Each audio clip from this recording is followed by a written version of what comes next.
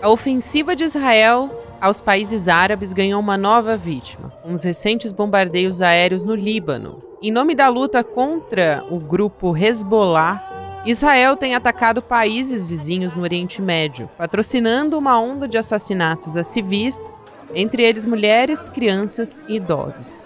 Diversos organismos internacionais condenaram o ataque de Israel, sob o comando do líder de extrema-direita, Benjamin Netanyahu. O chefe da diplomacia europeia alertou que o conflito pode mergulhar o Oriente Médio numa guerra total. O presidente Lula também se posicionou contra o conflito durante o discurso de abertura na Assembleia Geral da ONU. Antes do Líbano, Israel já tinha atacado o Irã e vem promovendo um verdadeiro massacre em Gaza, matando milhares de palestinos e pedindo a saída deles das regiões bombardeadas.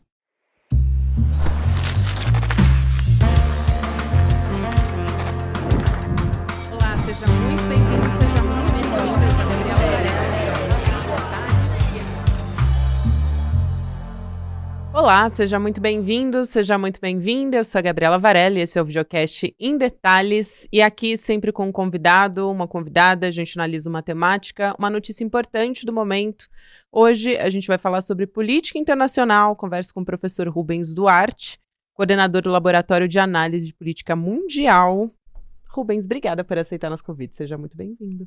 Gabriela, mais uma vez, muito obrigado pelo convite, é sempre um prazer estar aqui. Infelizmente, um assunto que não é tão divertido assim, mas é um prazer estar aqui conversando com você. Prazer falar contigo também. A gente, para trazer alguns dados aqui de contexto, a gente está nesse momento, dia 25 de setembro, enquanto a gente está gravando, com mais ou menos 600 mortos no Líbano, que pode oscilar, porque os ataques estão acontecendo a todo momento. Em Gaza, mais ou menos 50 mil mortos também. Levando em conta que são dois conflitos completamente diferentes, em termos de dimensão, enfim, em contexto histórico também, mas tem muita gente fazendo uma comparação e também existe uma preocupação muito grande com a escalada dessa questão no Líbano. Eu te pergunto, para a gente começar a nossa conversa, se o Líbano pode virar uma nova faixa de Gaza. Os números eles são assustadores, né? E o pior ainda é que essa quantidade de mortos é muito grave, mas mascaram também outras coisas que se somam a isso, como a quantidade de feridos, famílias destruídas, órfãos deslocados, refugiados, pessoas em situação de fome. Então, sem dúvida nenhuma, é uma crise humanitária que acontece em Gaza, acontece na Cisjordânia e agora está acontecendo também no Líbano, né? Se agravando no Líbano. Não vou dizer que começou agora. Mas, sem dúvida nenhuma, existe sim um risco de escalada, não só para o Líbano, mas também com um transbordamento para todo o Oriente Médio. Não é segredo para ninguém que Netanyahu está tentando empurrar essa guerra o maior tempo possível e tentando fazer com que o Irã, né, morda a isca e também ataque Israel, fazendo assim, forçando a mão dos Estados Unidos a entrar nesse conflito. Se isso acontecer, a gente está vendo uma guerra em grande escala. Por enquanto, nem o Irã está mordendo a isca, nem os Estados Unidos. Mas pode ser que isso mude muito rapidamente devido à escalada, né, a velocidade e a quantidade de força sendo empregada no Líbano e em Gaza também. É muito importante você trazer esse contexto, Rubens, a respeito do interesse, né, dos Estados Unidos e também do Irã nessa história.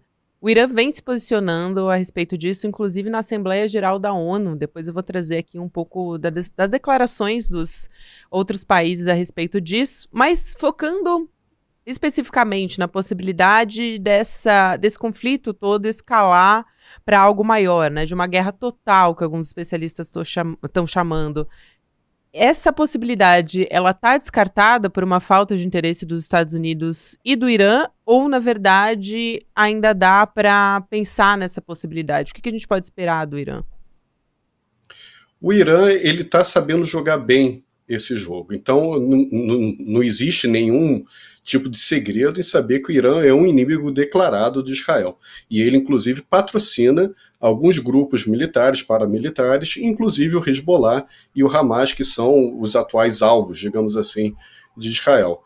Então, o que a gente está vendo agora é uma tentativa de chamar Israel, chamar o Irã para a briga, e o Irã fez aquele ataque, aquela retaliação algum tempo atrás, usando drones e mísseis, mas ficou por isso. Não respondeu, por exemplo, ao assassinato de um líder do Hamas dentro do território iraniano, que foi uma coisa muito grave.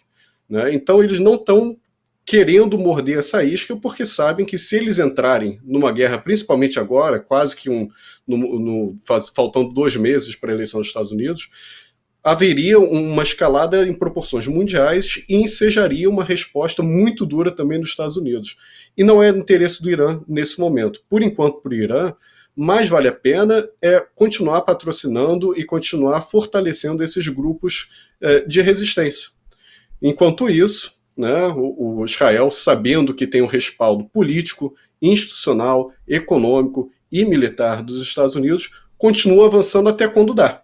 Né? E a gente não sabe qual é o limite. Eu acho que o grande problema é esse. Qual é o limite de Israel avançar? Ninguém sabe.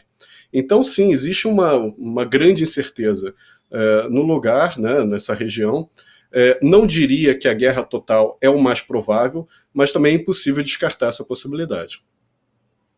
Já que a gente está falando sobre isso, eu quero trazer um pouco de como foi a Assembleia Geral da ONU, né, falando a respeito disso. O Antônio Guterres se pronunciou dizendo que o Líbano está à beira de um abismo, que o mundo não permita que o Líbano se torne uma nova Gaza. Acho que até por isso muitos especialistas têm falado a respeito de o Líbano se tornar uma nova faixa de Gaza, né? A partir dessa declaração que foi feita na ONU, o próprio presidente Lula aqui do Brasil se pronunciou, demonstrando preocupação, o Joe Biden também, então, mais uma vez, Estados Unidos demonstrando uma preocupação de que uma escala, né, maior, uma guerra em grande escala, não é de interesse para ninguém.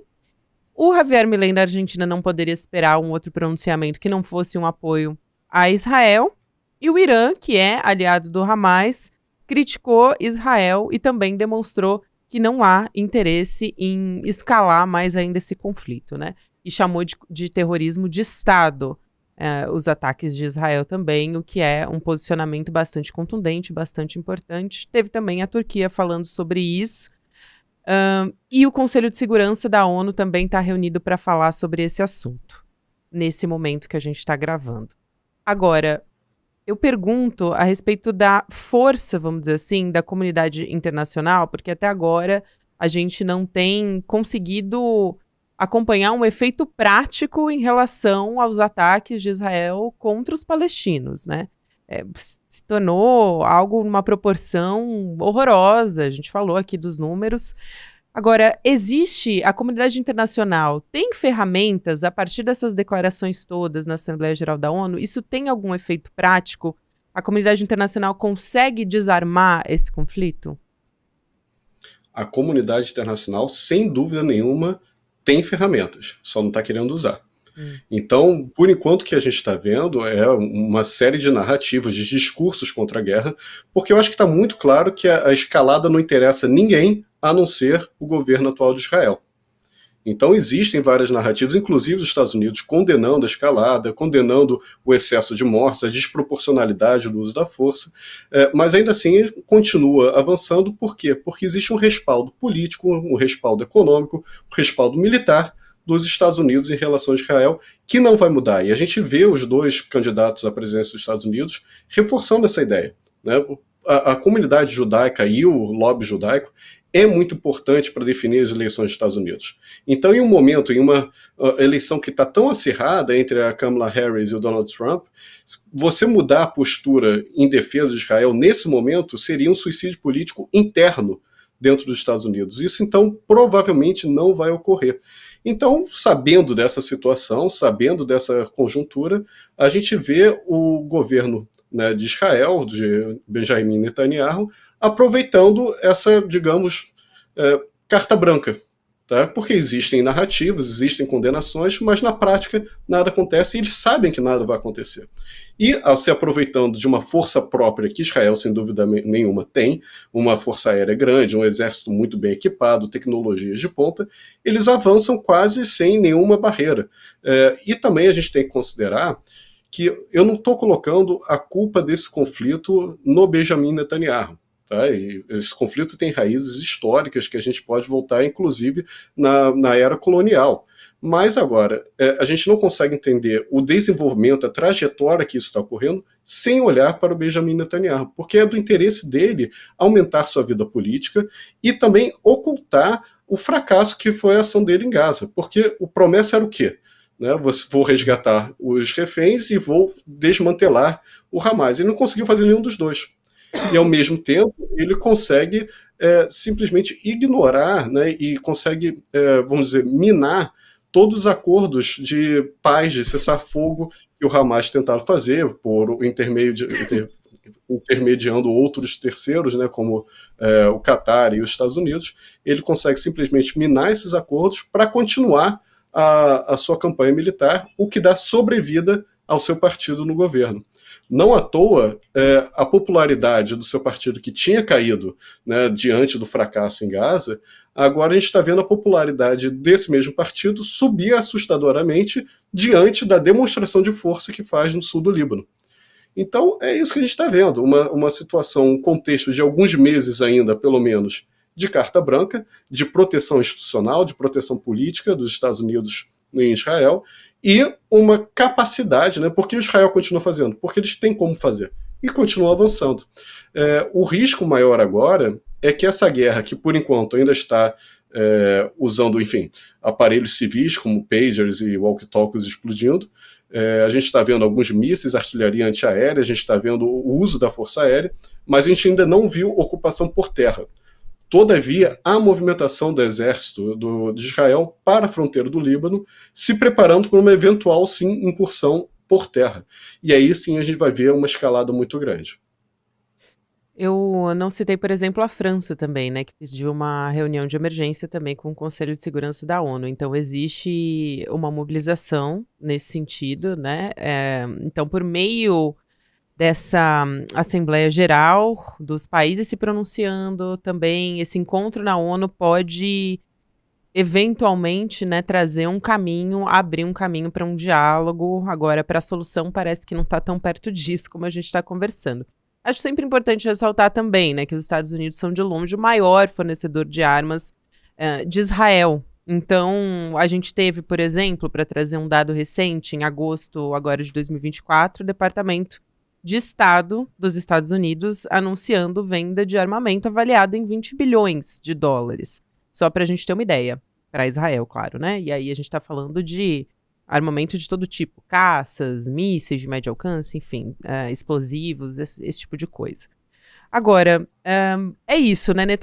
O Benjamin Netanyahu tá isolado, não tem apoio. A gente tem visto declarações até firmes na ONU. No contexto de Israel, a população, de certa forma, tem um apoio só da extrema-direita, né? O Netanyahu. Como é que fica a situação do Netanyahu nesse contexto, Rubens, levando em consideração que, de fato, ele não tem apoio de outros países para dar continuidade? O que explica, né, ele manter essa posição e, mais do que isso, começar a avançar para uma escalada ainda maior? Qual é o interesse dele no Líbano, né? A gente tem que dividir em duas, né, essa resposta. Primeiro, do apoio internacional. Você citou a França e outros países europeus que, de fato, mudaram muito sua narrativa a partir dos números assustadores que aconteceram em Gaza. Muito embora esteja acontecendo muita coisa também na Cisjordânia e os holofotes não estão indo para lá, o que é super preocupante. Mas agora mudou um pouco a narrativa. Todavia, essa mudança de narrativa, essa mudança mais ou menos que aconteceu nos votos no Conselho de Segurança, não reflete uma mudança total de postura, como a gente pode ver, por exemplo, na punição institucional que uma parlamentarista recebeu na Assembleia Nacional da França por levantar uma bandeira da Palestina no meio de uma ação, enquanto que parlamentaristas que estavam lá usando um pin da bandeira de Israel não foram punidos. A gente vê algumas manifestações populares na Alemanha em prol, né, defendendo o direito dos palestinos de sobreviver e sendo reprimidas pela polícia de uma forma muito forte. Então, sim, a gente vê uma mudança né, em geral, mas ainda é uma mudança acanhada, uma mudança que não foi refletida ainda na prática, no poder político, no poder econômico, no poder bélico. Pelo lado interno, a gente está falando de Benjamin Netanyahu, que é uma figura muito curiosa, uma raposa política, que sempre que a gente decreta a morte política dele, ele consegue dar uma volta por cima e voltar mais forte. É impressionante.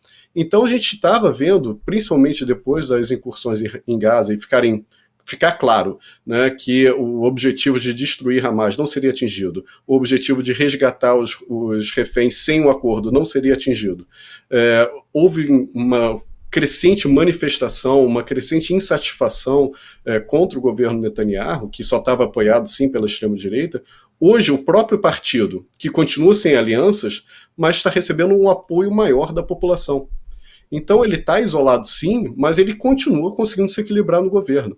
Por quanto tempo? Não sabemos. E quanto mais ele conseguir prolongar essa guerra, significa que ele vai continuar com um tempo que ele tem mais poderes, mais instrumentos em suas mãos para conseguir se manter no poder e fazer as alianças, né? Porque quem tem o controle da máquina governamental tem capacidade maior de fazer alianças, de comprar apoio, de barganhar, de negociar.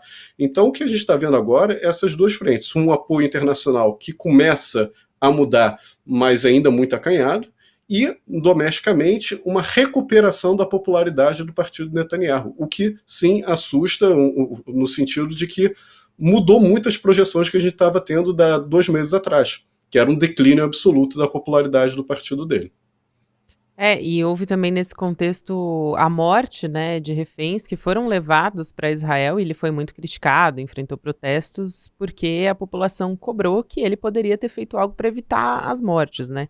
Não só levar essas vítimas de volta para Israel, e ele também não tem prestado informações para a população a respeito disso, né? Não justifica esse fracasso militar que aconteceu em Gaza e também de reféns do Hamas também, que foi um caso que ele até publicamente teve que pedir desculpas, mas que depois as manifestações foram um pouco desgastando um pouco mais, contribuindo um pouco mais para esse isolamento do Netanyahu, né, Rubens? Agora, um outro aspecto também é que o Netanyahu tem usado um pouco esse mesmo discurso que usa, na verdade, para falar dos palestinos, para falar da faixa de Gaza, que ele usa como símbolo ali o Hamas. Então ele tem dito que a guerra é contra o Hezbollah, que não é contra o povo libanês, que não é contra os civis.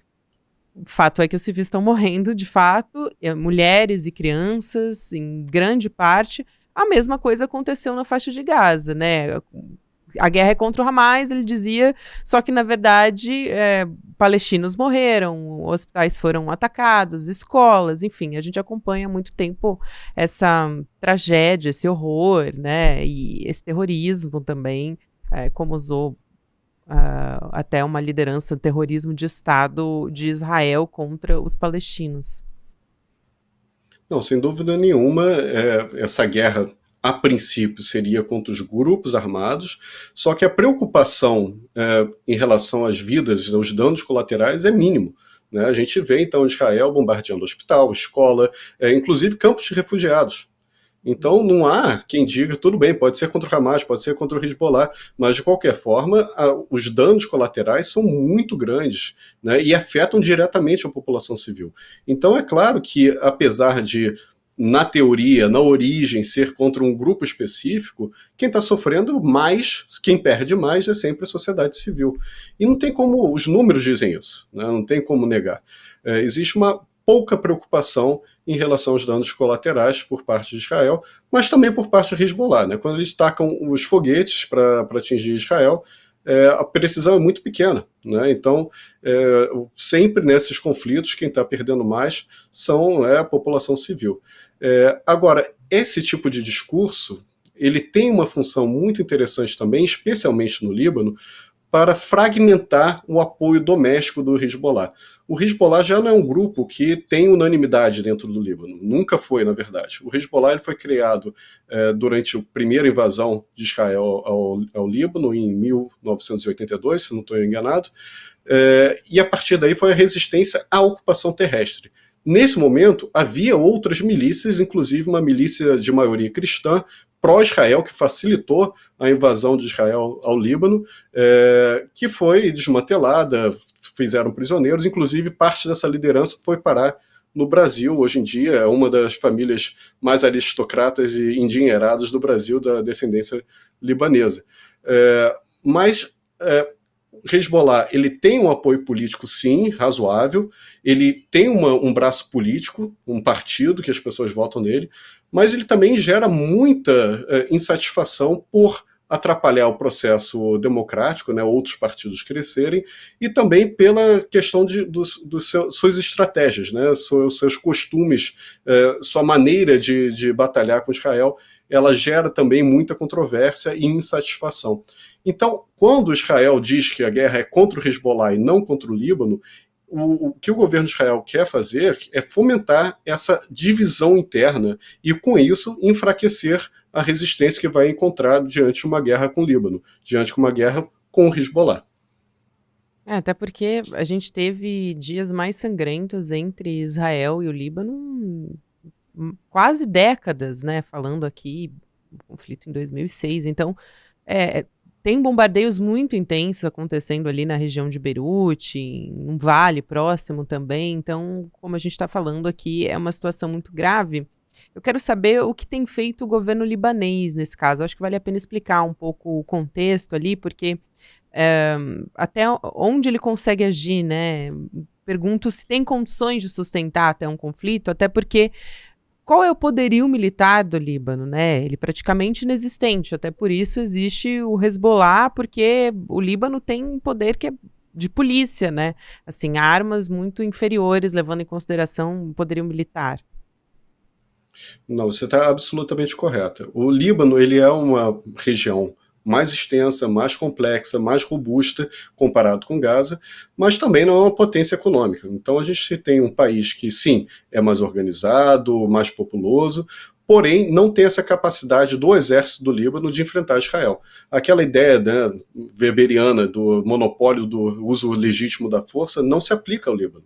O Líbano, na verdade, ele está se aproximando muito do que a gente pode chamar de um Estado falido, infelizmente.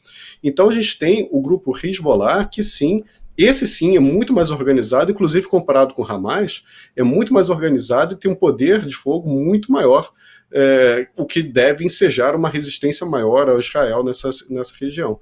Mas o governo do Líbano, o que ele pode fazer, ele tem feito.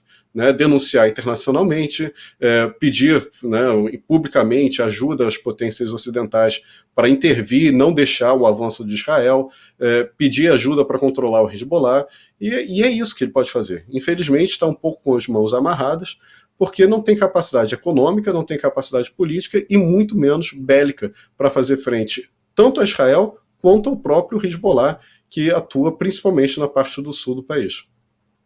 Para a gente fechar essa conversa, eu acho que tiveram mortes ali muito importantes em todo esse contexto que a gente vem acompanhando de Israel.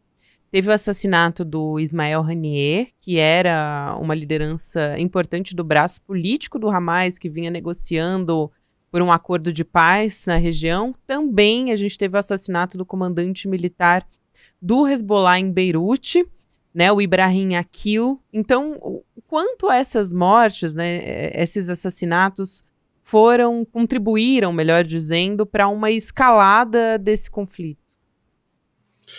Sem dúvida nenhuma, contribuíram bastante. A morte do negociador, né, a pessoa que estava responsável por negociar a paz na Palestina, simplesmente sepultou uma possibilidade, pelo menos momentânea, de um acordo de paz. Isso é interesse de Israel. Né? Então, a pessoa que estava negociando um acordo de paz para soltar os reféns foi simplesmente assassinado, né, pelo seu inimigo. Então isso dificulta muito e, obviamente, ninguém faria essa atitude sem saber que isso escalaria a situação, se tivesse um real interesse de negociar a paz.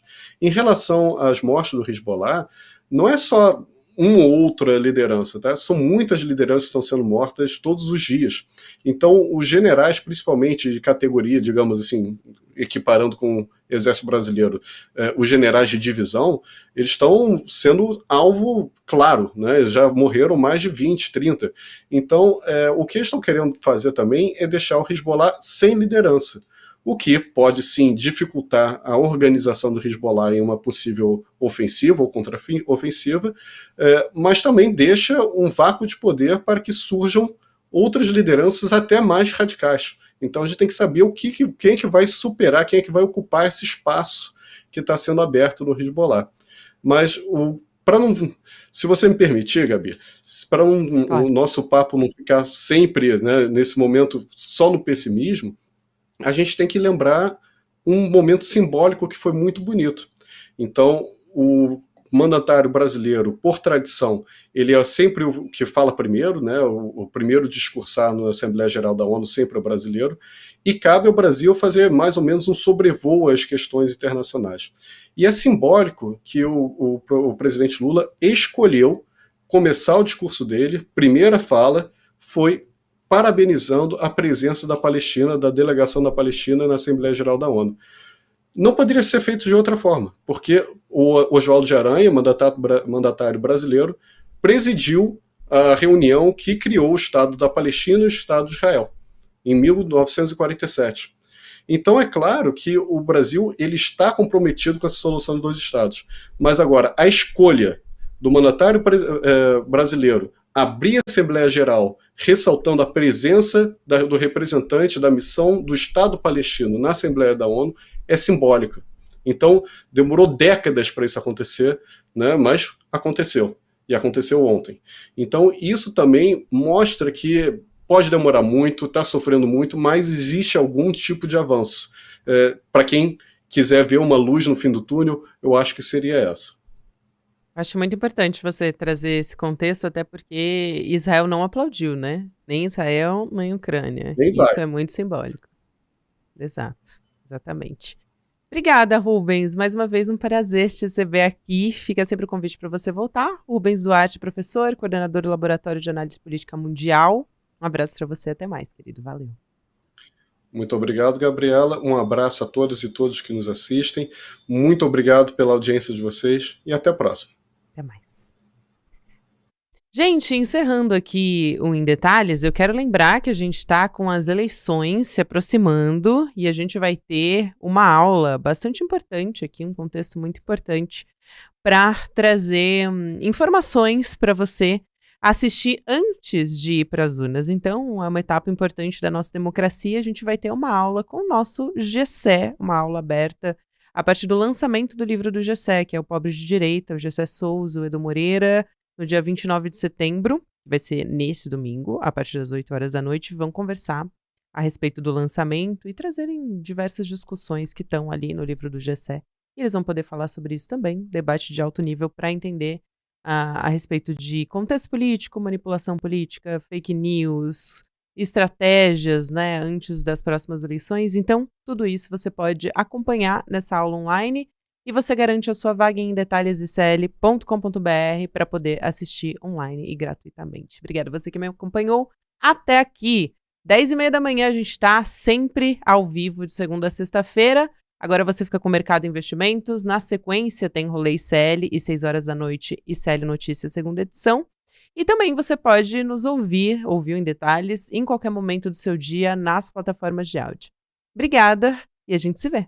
Já imaginou a barata fazendo campanha pro inseticida? Ou pro chinelo também, né? Ou aqueles germes e bactérias que tem no corpo fazendo propaganda para aquele sabonete que garante matar 99% dos germes e das bactérias? Pois é, a gente acaba que vive uma situação que é mais ou menos assim. As pessoas que são exploradas defendendo os seus exploradores com unhas e dentes. Mas será que elas fazem isso por ignorância, como alguns apontam o dedo dizendo? Ou será que existe algo muito maior por trás? Uma covardia que usa recursos quase infinitos para criar esse fenômeno. Quem vai nos explicar isso é um dos maiores sociólogos do nosso tempo, Gessé Souza, que acaba de lançar o seu novo livro, O Pobre de Direita. Vai nos dar uma aula inédita e exclusiva no dia 29 de setembro, às 8 horas da noite, sobre esse livro e sobre esse fenômeno. Você não pode perder essa aula, até porque ela não tem replay. É gratuito, chame seus amigos e amigas para participar também. A gente se vê dia 29.